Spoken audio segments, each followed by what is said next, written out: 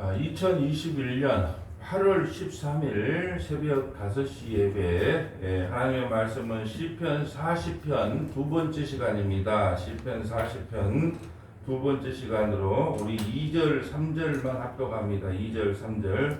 나를 기가 막힐 웅덩이와 수렁에서 끌어올리시고 내 발을 반석 위에 두사 내 걸음을 견고하게 하셨도다. 새 노래 곧 우리 하나님께 올릴 찬송을 내 입에 두셨으니 많은 사람이 보고 두려워하여 여호와를 의지하리로다. 아멘. 할렐루야. 네, 이 새벽에 나오신 여러분을 환영하고 사랑하고 축복합니다.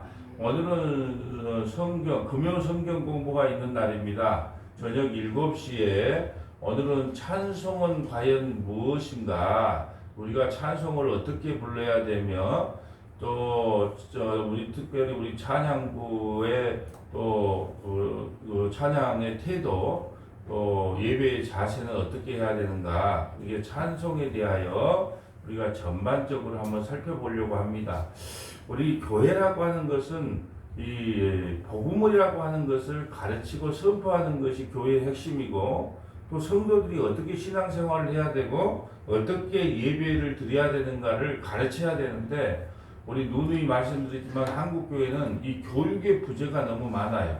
그래서 성도들이 하기 싫어서 안 하는 것보다 또 바르게 안 하고 싶어서 안 하는 게 아니라 모르는 거예요. 모르는 거. 제가 가만 겪어보니까 잘 몰라요.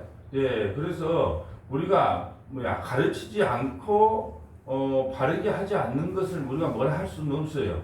그렇지만 우리가 교육을 왜 필요하냐? 교육을 받고 나서도 바르게 돌아오지 않는 것은 어떻게 할 수 없지만, 교육을 시키지 않는 것은 목회자의 책임이다. 그래서 어떤 것은 이번 주에는 금요일 날은 찬송이란 과연 무엇인가, 그 다음 주 금요일 날은 과연 기도라는 것은 무엇이고 기도의 종류는 무엇이고, 왜 다니엘의 기도가 21일간 기도를 했는데 왜 막혔는가, 여러 가지 기도에 대해서는 다음 주 금요일 날 하고, 오늘은 과연 찬송이 무엇인가, 이렇게 또 하나하나 교육을 하도록 하겠습니다. 어제는 우리가 전등이 한꺼번에 켜면은 불이 한꺼번에 들어와서 그 분리 작업을, 전등의 분리 작업을 했고, 또 바깥에 보면 형광등에 보면 센스등인데 키가 적은 사람이 오면 불이 잘 안 켜져요. 이 센스가.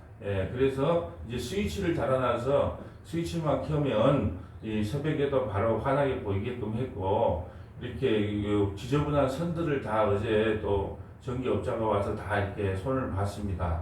그런데 참 기특한 것은, 제가 조금 업자보다 한 10분 정도 늦게 왔는데, 이렇게 비번을 가르쳐줘서 이제 들어왔어요. 근데 이제 그분이 집사님이신데, 딱 들어보니까 어디서 많이 듣던 목소리가 흘러나와요. 그래서 이게 뭔 소린가 그랬더니 내 설교를 유튜브를 통해서 듣고 있어요. 그래서 내가, 내 혼자 그러니까 틀어놓은 거 아니요? 아니요. 혼자 작업할 때는 꼭 그걸 틀어놓는데요. 혼자 작업할 때는, 꼭 그걸 틀어넣어서 반복으로 듣는다. 야, 그렇구나. 이 촬영이라는 게 중요하구나. 촬영을 해서 올려놓으면 그게 궁금한 거예요. 혹시나 이것은 또 뭔 말씀이지 하고 또 궁금하면 또 언제든지, 여럿이 작업할 때는 불편을 주거나 사람이 싫어하는 사람이 있기 때문에 못 듣는데, 혼자 작업할 때는 꼭 틀어놓고 이 작업을 했다. 그래서 이게 참 배우려고 하는 열정, 또 알려고 하는 열정을 하나님께서 그 마음을 주신 분들은 어떤 환경이든 듣는구나. 그래서 목회자는 때를 얻든지 못 얻든지 그들에게 말씀을 사모하고 듣고자 하는 자에게 또 말씀을 전달하는 겁니다. 그리고 또 어제 우리 정권사님이 작업하고 있다고 하니까 정신값을 보내줘서 또 그 집사님과 또 맛있는 또 점심을 먹게 되었습니다.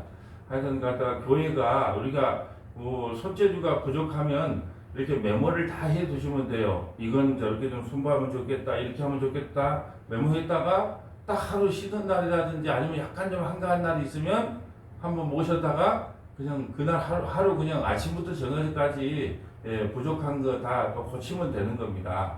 그래도 요 십자가도 정육점도 아닌데 요 빨간 거 좀 무리하지 않았냐. 예, 그래서 돈을 이게 그 십자가를 하얀 테두리나 이렇게 이 테두리로 하면 멋있긴 한데 그 테두리 한 문금을 살려면 15만 원이 든다는 거예요. 그래서 돈 안 들이려고 지금 혹시 다른 데 좀 공사하고 있으면 그거 좀 나머지 갖고 좀 하려고 기다리고 있습니다. 예, 그래요. 그래서 제가 내 또 성길 같으면 15만 원 그거 그냥 한 뭉텅이 사가지고 작업하지요. 십자가 작업하지요. 이렇게 하고 싶지만 그런 것도 이제 또 재정도 생각해야 되기 때문에 그냥 그러면 다른 데 인테리어 할 때 혹시 누가 흰색으로 이렇게 뭐 카페 같은데 이렇게 요즘 좀 이쁘게 둘러달라고 했을 때 나머지 거를 좀 공사해 주세요. 그렇게 했습니다. 그러니까 여러분 그 저는 이렇게 손재주가 별로 없어요. 그런데 이렇게 고르면 돼요. 손재주가 없으면. 그러니까 여러분 많이 좀 이렇게 어디 좀 고치면 좋겠다 하는 것은 메모에다가 이렇게 생각해 두시면 기술자 모셔서 한꺼번에 그렇게 이제 고치도록 하겠습니다. 자, 오늘 그 시편 40편의 주제가 7절이에요. 그때 내가 말하기를 내가 왔나이다. 나를 가르쳐 기록한 것이 두루마리 책에 있나이다. 그래서 어제 과연 두루마리 책, 그 구약에는 무엇이 기록됐는가? 모두 다 예수 그리스도와 십자가만이 기록되었다. 그것을 어제 우리가 베드로전서 1장 전반부를 통해서 살펴봤고요. 자, 2절 볼까요? 나를 기가 막힌 웅덩이와 수렁에서 끌어올리시고 내 발을 반석 위에 두사 내 걸음을 견고하게 하셨도다. 그러면 반석 위에다가 둔다는 건 뭘까요? 반석. 내 걸음을 반석 위에 두라. 반석 위에 두라는 것은요, 예수님 위에다가 두라는 거예요. 예수 안에 내 발걸음이 머물게 해달라는 거예요.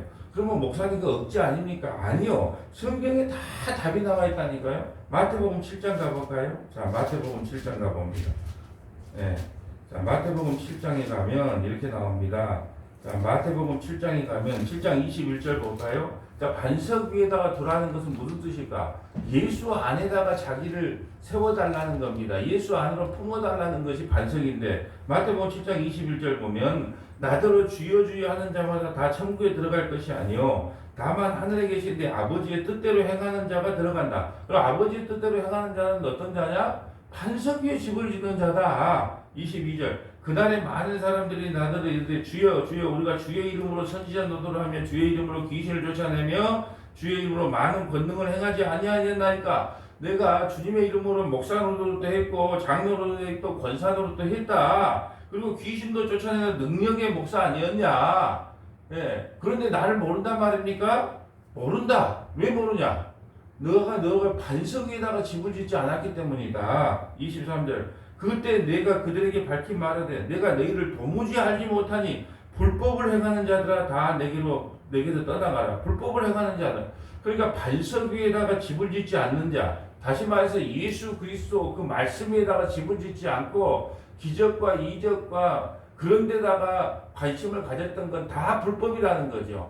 그러니까 여러분 복음의 핵심이 교회여야 되고 복음의 핵심을 전하는 게 목사의 사명이어야 되는데 여러분 복음을 전하면 별로 인기가 없어요. 뭐가 인기가 있을까요? 참 유혹을 많이 받는데 뭐가 인기가 있을까요? 뭐 병을 고쳤네, 기적을 일으켰네, 뭐 예언을 해줬네, 뭐 이렇게 점쟁이가 됐네, 이런 것이 인기가 있단 말입니다. 그러니까 목사들이 그런 데 넘어가는 거예요. 물론 병도 고치고 귀신도 쫓아내는 것은 예수 안으로 들어오게끔 하는 부산물이란 말입니다. 핵심이 아니에요. 그런데 우리는 성령의 일하심은 예수님을 믿게 하는 것이 핵심인데 성령의 일하심을 너무 기적과 신비와 이적적으로 쫓아간다는 거죠. 그거에다가 세우면 안 된다. 그것이 불법이다. 24절 그러므로 누구든지 나의 이 말을 듣고 행하는 자는 그 집을 반석 위에 지은 지혜로운 사람 같으니 그 집을 반석 위에다가 지는데요. 그럼 반석이 뭐예요? 고린도에서 또 찾아봤고 고린도전서 1장부터 고린도서 10장 1절부터 4절까지 보면 그 반석은 또 반석에서 물이 나왔잖아요. 구약에 반석을 치니 그 돌에서 돌 반석을 치니 그것에서 생수에 물이 나왔어요. 그 반석이 누구라 그래요? 곧 그리스도시다. 그 고린도전서 10장 1절부터 4절까지가 나와요. 그러니까 뭐냐? 반석 위에 집을 지어라. 예? 이 말은 뭐냐? 예수 그리스도의 그 말씀 위에다가 집을 지어라는 거예요. 왜? 이 말을 듣고 행하는 자는 그 집을 반석 위에 지은 지혜로운 사람 같다. 이 반석 위에 서게 해주세요 하는 것은 예수님 그 말씀 안에 서게 해주세요. 말씀을 떠나지 않게 해주세요. 그거예요. 그리고 그런데 그렇지 않는 사람이 있다는 거예요. 25절. 비가 내리고 창수가 나고 바람이 불어 그 집에 부딪히며 무너지지 아니하니 이는 주추를 반석 위에 놓은 까닭이다. 반석에다가 집을 지은 자는, 말씀 안에서 집을 지은 자는요, 비바람이 몰아쳐도 흔들리지 않아요. 여러분, 왜 우리가 교육을 요즘 금요 성경 공부를 통해서 교육을 합니까? 하나님이 누구신지, 예수님이 누구신지, 성령이 누구신지, 예배가 무엇인지 왜 공부를 합니까? 반석 위에 집을 짓는 지혜로운 사람으로 세워지기 위해서 말씀을 공부하는 겁니다. 그래, 말씀을 배워놓은 사람은 흔들리지가 않아요. 신땡땡이든 뭐 어떤 땡땡이든 와서 여러분을 흔들어 놓으려고 해도 그 말씀이 견고하게 심령판에 새겨져 있으면요, 웃어버려. 예, 어떤 거짓 목사가 와서 집사님 그렇게 안 하면 큰일 나, 뭐 어떠고 하면요, 어디 성경에 그런 게 나와 있습니까? 그러고 다 웃어버린단 말이에요. 고수는 웃고 말아요, 그냥. 그런데요, 고수가 아니면 어떻게 해야 될까요? 아이고, 무슨 말을 하면요, 막 덜덜덜덜 떨어요. 예? 큰일 납니다. 어차피 세상에 큰일 안 나는 일 어디가 있어요? 만날 세상에 일어나는 일이 다 큰일이지. 예? 그렇게 고수들은요, 누가 말하면 웃는다니까요. 근데 배워놓지 않는 하수들은요, 늘 불안해요. 누가 말하면 불안해하고, 예? 누가 점쟁이 같은 목사가 이런다 그러면 막 떨고, 예? 그게 왜 그럴까요? 반석 위에다가 집을 안 지었기 때문에 그래요. 말씀 안에 집을 안 지었기 때문에 흔들리고 뜬단 말입니다. 그래서 여러분, 성경을 모르면 이 말하면 이렇게 이 말에 넘어가고 저 말하면 저 말에 넘어가고 바람에 흔들리는 갈대예요. 갈대. 나는 교인들을 만나면서 수많은 갈대 교인들을 봤어요. 예, 이럴까 저럴까, 이게 맞냐 저게 맞냐, 막 그 갈등을 일으키는 거예요. 왜요? 그것은요, 말씀 안에 세워지지 못했기 때문인 거예요. 그래서 비가 내리고 창수가 나고 바람이 불어 그 집에 부딪히되 무너지지 아니하는 것은 반석 위에 그 말씀 위에 단단히 섰기 때문에 흔들리지 않는 거예요. 그런데 25절 봅니다. 반대의 사람이 나와요. 나의 이 말을 듣고 행하지 아니하는 자는 그 집을 모래 위에 지은 어리석은 사람 같으니. 모래라는 것이 뭐예요? 아까 말한 문맥을 따라오면 무슨 귀신을 쫓아내네, 병을 고치네, 뭐 기적, 신비, 이적, 말씀이 아니고 그 다른 데다가 관심을 두고 신앙생활을 하는 것을 모래 위에다가 집을 지었다는 거예요. 말씀이 없는 신앙생활이 바로 모래 위에다가 집을 지는 거예요. 여러분, 모래 위에다가 집을 지면요, 언제 무너질지가 몰라요. 여러분, 우리가 보면은 그 아파트 같은 것이 참 기울은 아파트가 가끔 보여요. 외국도 그렇고 우리나라도 그렇고, 그걸 뻘밭이나 아니면 뭐 모래밭이나 그런 기초공사가 잘못됐기 때문에 그것이 기울는다는 말입니다. 마찬가지예요. 모래 위에다가 아무리 지어도 파도가 한 번 치면 다 무너지는 겁니다. 그러니까 말씀을 공부하는 거, 왜 말씀 그러냐? 여러분, 기독교의 핵심은 말씀이거든요. 여러분, 이 개신교라고 하는 거에 80%는 설교를 어떻게 하다는 거예요. 그래서 옛날에 지금 우리 설교는 뭐 40분을 해도 길다, 1시간을 해도 길다 하는데, 여러분 2시간은 기본이었어요. 근데 그것이 주일학교 설교도 옛날에 우리가 우리 칼빈이나 루터가 목회했을 그 당시에는요, 주일학교 설교도 2시간이었어요. 그걸 보고 너무 놀랐어요. 요즘은 10분 하면 큰일 나다, 주일학교 난리 하는데 그때도 2시간이었다니까요. 그러니까 말씀이 사라지면 신앙은 무너지게 되는 겁니다. 그래서 기독교의 핵심은 설교거든요. 그러니까 목회자가 할 일은 뭐냐? 물론 신방 다니고 전도하고 뭐 교회를 섬기기가 중요하지만 목회자가 해야 될 가장 중요한 일은 생명을 걸고 말씀을 연구해서 그 생명의 양식을 성도들에게 먹이는 거예요. 그러면 그 양식을 먹으면 어떻게 되냐? 그 양식이 계속 쌓이는 거예요. 그러면 성도들이요, 어떤 이단들이나 어떤 거짓 목사들이 말씀을 전해도 흔들리지가 않아요. 흔들리지가 않아. 왜요? 그 말씀이 반석에 대해서 자기 심령 속에 심어져 있기 때문에 웃는다니까요. 웃어요. 여러분도 지나가다 보면 거짓 목사들이 여러분에게 무슨 이상한 이야기, 엉뚱한 이야기 하면 어떻게 해요? 웃잖아요. 참 짠하다. 짠한 게 아니고 그 목사님 밑에서 말씀을 듣는 그 성도들의 삶은 어떨까? 그 성도들의 신앙생활은 과연 어떻게 될까? 과연 무엇을 추구하고 산단 말인가? 세상 사람들이 추구하는 땅에 대한 복만 전하고 윤리도덕적으로 말씀을 전하지는 않을까? 그런 속으로 염려를 하잖아요. 예, 그만큼 여러분들이 고수가 됐다는 겁니다. 말씀의 고수가 되어서 이제 앵간하게 누가 뭐 말을 하면 그냥 웃고 넘어가는 겁니다. 여러분, 그래서 우리가 반석 위에다가 집을 지라는 것은 말씀 안에 예수 그리스도의 그 십자가의 복음 안에다가 여러분의 신앙을 뿌리내리라는 거예요. 그러면 어떠한 경우가 와도 흔들리지 않는다. 그런데 모래 위에다가 집을 지면 27절 보세요.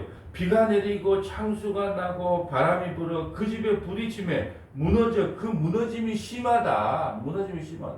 그렇기 때문에 말씀을 모르면 신앙생활 20년, 30년, 내가 예수 믿는데 20년 됐다, 30년 됐다 그래도요, 신앙생활에 뿌리가 없어요, 뿌리가. 예, 뿌리가 없어요. 왜 뿌리가 없느냐? 교리를 안 배웠다는 거예요, 교리를. 저는 그래서 수많은 목사님들 만나면 그래요. 교리를 가르쳐야 된다. 교리라고 하는 것은 뿌리와 같고, 나침반과 같고, 지도와 같고, 기둥과 같다. 그 뿌리가 뭐냐? 웨스트민스터 신앙 고백이라는 거예요. 예, 예. 또 우리가 교리 설교, 우리 금요일날 하는 그 교리, 교회가 뭔가, 예배가 뭔가, 예, 하나님이 누구신가? 그 교리. 여러분, 근데 교리를 왜 잘 안 가르치냐? 너무 딱딱하기 때문에 그래요. 그런데 금요일날 금요일 성경 공부 해보면 아시겠지만, 교리가 그렇게 딱딱하지가 않아요. 왜요? 그건 설교가 아니기 때문에, 예배가 아니기 때문에, 제가 설교자가 너무 유머스럽게 하잖아요. 예. 또 앞에 먹을 게 있잖아, 먹을 게. 예배가 아니기 때문에 드시고 싶은 걸 드시면서 또 이게 그 말씀을 듣다 보니까, 예, 또 쏙쏙 들어오잖아요. 예, 여러분, 그 많은 분들이 그래요. 목사님, 딱 들을 때는 뭔지 알겠는데 교회 문을 열고 예배당 문을 열고 딱 나가는 순간에 아무것도 기억이 나지 않습니다. 당연합니다. 당연합니다. 예. 나이 50이 넘으면요, 뭐 기억한다는 게 기적입니다. 50이 넘은 순간에 문 열고 나가면 막막합니다. 그런데요, 여러분이 신앙생활 하다가 뭐가 부딪힐 때가 있어요. 과연 내가 예배자로서 이게 맞는 자세인가? 하나님, 예배자의 바른 태도가 무엇입니까? 기도하면 그 배웠던 것이 생각나게 한다는 거예요. 그 생각나게 하는 분이 누구다고요? 성령님이다. 그렇기 때문에 배우지 않는 것, 듣지 않는 것, 여러분, 뭐 듣지 않는 걸 어떻게 알겠어요? 누누이 말씀드리지만 제자들도 그 예수님께서 공생의 3년 반 동안 했던 말씀이 기억하고 깨달았다 그래요. 근데 듣지 않는 걸 어떻게 깨닫겠습니까? 그래서 성경을 배우고 듣고 깨닫는 게 중요하다. 당장 잊어버린다 할지라도 여러분에게 어떤 신앙적인 문제가 생길 때 기도하면 하나님께서 여러분이 들었던 말들을 깨닫게 하신다. 그래서 듣는 것이 먼저예요. 듣는 것. 듣는 자는요, 그 반석 위에 집을 지은 지혜로운 자라는 거예요. 그래서 오늘 시편 40편 2절에 다윗이 이렇게 고백하잖아요. 나를 기가 막힌 웅덩이와 수렁에서 끌어올리시고, 이 말은요, 무슨 말이냐? 나를 모래 위에 집을 지은 그 어리석음에서 나를 끌어올리라는 거예요. 모래 위에 집을 지었다는 그 어리석음. 그게 반석 위에, 말씀 위에, 예수님 안에, 하나님 안에 집을 짓지 아니하고 이 무너지고 없어질, 사라질 그 반석 위에다가, 그 모래 위에다가 집을 짓지 않게 해주세요. 예, 이게 신학적인 해석입니다. 그리고 내 발을 반석 위에 두사 내 걸음을 견고하게 해달라. 견고하게 해달라. 그러면서 3절에 새 노래 곧 우리 하나님께 올릴 찬송을 내 입에 두셨으니 많은 사람이 보고 두려워하여 여호와를 의지한다. 새 노래, 우리 하나님께 올릴 찬송을 내 입에 두라는 거예요. 오늘도 하나님께서 어떻게 금요 성경 공부에 찬송이 무엇인지, 예, 배우라고 또 찬송에 대한 이야기를 하네요. 그러면 새 노래꽃 우리 하나님께 올릴 찬송을 내 입에 두셨사오니 많은 사람이 보고 두려워하여 여호와를 의지하리로다. 여러분 우리가 우리도 모르게 하나님께 감사할 일이 나오면 막 찬송을 하게 돼요. 찬송을 하게 돼요. 기쁜 일이 있으면 막 찬송을 합니다. 기쁠 때는 찬송을 해요. 그리고 우리의 고난과 힘든 일이 오면 뭘 하죠? 기도를 합니다. 기도를 해요. 그러니까 여러분 우리가 찬송을 한다는 것은요, 우리 영혼이 늘 하나님 앞에 감사와 기쁨이 넘친다는 거죠. 그래서 천국에 가면 기도가 없어요. 천국 가면 찬양만 있는 이유가 있어요. 왜? 천국은요, 감사와 기쁨만 있는 곳이거든요. 그러니까 천국에 가면 찬양만 해요. 찬양만.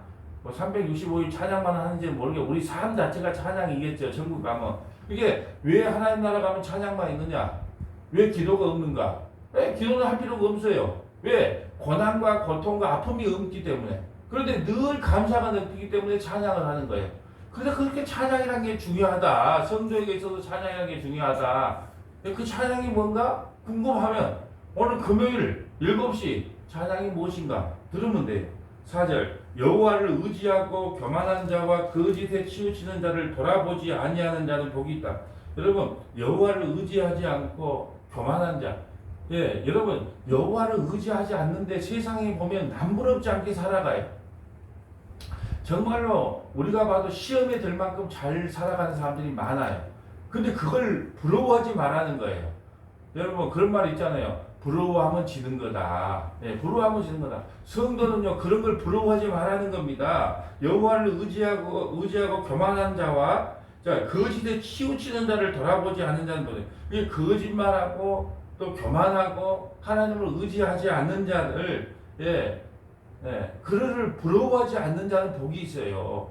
근데 성도들도요 이 땅에 보면 계속 세상에 잘된 사람들을 부러워해요. 야, 저 사람은 어떻게 예수도 안 믿는데 저렇게 잘 됐을까? 저렇게 잘 됐을까? 그런 마음이 드는 분들은 어디를 읽어라? 시편 73편을 꼭 펴서 읽어야 돼요. 아삽이라는 사람도요. 왜 나는 하나님만 의지하는데 내 모양은 이 모양이 이 꼴이고 왜 예수 안 믿는 사람은요 1,000,000원 벌고 한 달에 1,000,000원 벌고 싶은데 1억을 벌고 자식들은 9급 시험 공부를 했는데 6급에 붙어버리고 자기 본인은 저 지방대밖에 아들은 아삽의 아들은 지방대밖에 못 갔는데 예수 안 믿는 저 김씨 집안은 왜 저기 서울대 딱딱 붙고 우리 아들은 취직도 못 했는데 의사가 됐다 그러고 낙심할 뻔맞다 그래. 낙심할 뻔맞다. 근데 죽을 때도 또 편안하게 죽더라는 거예요. 그걸 보면서 시험에 들 뻔맞다. 그런데 죽음 이후에 그들의 삶을 보고 비로소 깨달았다는 거예요. 세상에서 좀 가난하게 살고 병들게 살고 또 힘들게 살아도 우리가 예수 안에 그 반석 안에 사는 것이 최고의 복이었다. 그것이 시편 73편의 아삽의 기도였단 말이에요. 그러니까 자꾸 세상 사람들이 부러워지면 여러분은 빨리 시편 73편을 펴서 읽어야 돼요. 자, 5절 여호와 나의 하나님이여 주께서 행하신 기적이 많고 우리를 향하신 주의 생각도 많아 누구도 주와 견질 수 없나이다. 내가 널리 알려 말하고자 하나 너무 많아 그 수를 셀 수가 없나이다. 그러면 여러분 주께서 행하신 기적이 많아서 도저히 이 새벽에 다 말하면 30분이 넘어가니까 말을 못해요. 근데 주께서 행하시는 가장 큰 기적이 뭘까요? 여러분이 회개하고 예수 믿는 것이 가장 큰 기적이고 신비예요. 여러분 한번 생각해 보세요. 여러분 팔레스타인 이 땅에 베들레헴에서 태어나서 갈릴리에서 살았던 그 목수의 아들이 우리의 주와 그리스도가 된다고 믿는 것 자체가 기적 아니고 뭐예요? 그런데 뭔 더 큰 기적이 있습니까? 여러분, 내가 남변촌에서 태어나서, 저 팔레스타인의 땅에 예수님이 나의 주님이 되고 나의 구주가 되고 창세전에 내가 생명책에 기록되었고, 이 땅은 곧 없어지고 하나님 나라는 영원하고, 여러분 이런 걸 깨닫게 된 것 자체가 기적이고 이적이란 말입니다. 그러니까 여러분에게 누가 예수 믿는 사람의 가장 큰 기적과 이적이 뭐냐 그거 나한테 한번 보여줘봐. 그러면 내 같은 죄인이 회개하고 예수 믿는 것처럼 큰 기적이 없다. 여러분 만날 우리는 기적을 개념하는 겁니다. 그런데 뭔 더 큰 기적을 또 경험하고 싶습니까? 여러분과 저와 여러분의 제일 큰 기적은 서머나교회 성도들의 제일 큰 기적은 우리처럼 죄 덩어리가 회개하고 예수님 믿어서 하나님이 백성이 된 것처럼 더 큰 기적이 없다는 거예요. 그것뿐입니까? 예, 또 한번 말해볼까요? 주께서 행하신 기적이 많고 우리를 향하신 주의 생각도 많아요. 하나님께서 늘 죄 덩어리는 우리를 생각하고 계신다는 거예요. 그것이 기적이라는 거예요. 늘 우리를 생각하고 계신다. 누구도 주와 견질 수가 없고 내가 널리 알려 말하고자 하나 너무 많아. 그 수를 헤아릴 수가 없어요. 여러분 그래서요 하나님을 알면 알수록 나를 향한 그 사랑을 알면 알수록요 하나님께서 나에게 베푸신 그 은혜와 기적이 너무나 크고 놀랍구나. 여러분 보세요. 이 한 달도 하나님께서 하루를 살게 해줬기 때문에 또 기적적으로 살아서 이 새벽에 나온 겁니다. 그래서 우리는 늘 기적을 경험하고 사는 거예요. 무슨 기적을 변함합니까? 여러분 이 새벽에 나오신 저와 여러분이 한 가지만 기억하면 돼요. 하나님 죄덩어리인 내가 어떻게 예수님을 알고 회개하고 예수님을 믿게 되었나요? 이것처럼 더 큰 기적이 없습니다. 이 한 달도 이 큰 기적 안에서 감사하며 기뻐하며 살아가는 저와 여러분 되시기를 주님의 이름으로 간절히 축복합니다. 아멘. 거룩하신 하나님 감사합니다.